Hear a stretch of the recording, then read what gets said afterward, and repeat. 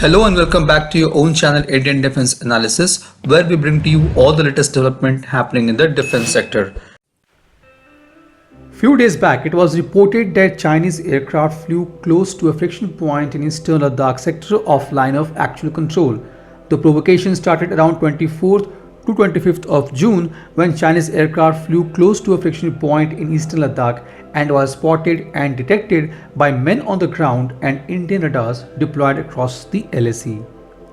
Detecting the possible violation of airspace, the Indian Air Force responded swiftly as per standard operating procedure. While the 16th Corps commander level talks was in progress between India and China after a gap of 4 months on July 17th, China was testing its 500 km range rocket, operating its J-10 attack helicopters and flying its fighter jet close to Indian borders. In last 3 to 4 weeks, the Chinese fighter jets were flying regularly close to LAC. As per ANI report, the Chinese fighter jets, including J-11, continue to fly along the LAC. There have been instances of violation of the 10 km confidence building measure CBM line. These provocations are well-known tactics of China, and we have seen PLA Airforce violating the Taiwan airspace multiple times, which is called creeping forward policy with all neighbors. The upgraded infrastructure of Indian Air Force remains the biggest concern and challenge for PLA Air Force, which has been upgraded at faster pace post the beginning of standoff in April 2020 between the two countries. The PLA Air Force seems to be performing these sorties as part of reconnaissance mission to get information about the location of Indian radars, SAM installation, hardened shelters, time taken to respond by Indian Air Force in order to be better prepared in advent of any offensive strike. Now talking about J-11 or Shenyang J-11, also known as Jian-11, is a multi-role fighter aircraft produced by Shenyang Aircraft Corporation in China. It is a twin-engine fighter jet whose airframe is based on Soviet-designed Sukhoi Su-27.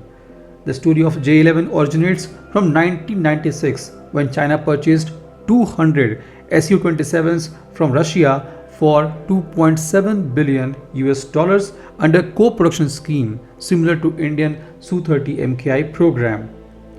The J-11 success led to the development of J-11B, an improved version which entered service in late 2000 with new engines, a much higher use of composite materials and more modern avionics such as AESA radar, 3-axis data system, power supply system, emergency power unit, brake system, hydraulic system, fuel system, environmental control system, molecular sieve oxygen generating systems, digital flight control system and a glass cockpit. It is also reported to be capable of firing very long-range PL-15 air-to-air missile. Now if we talk about the response from Indian Air Force, it's taking calibrated action and keeping a close watch on Chinese flying pattern in area where they are flying both low and high altitudes.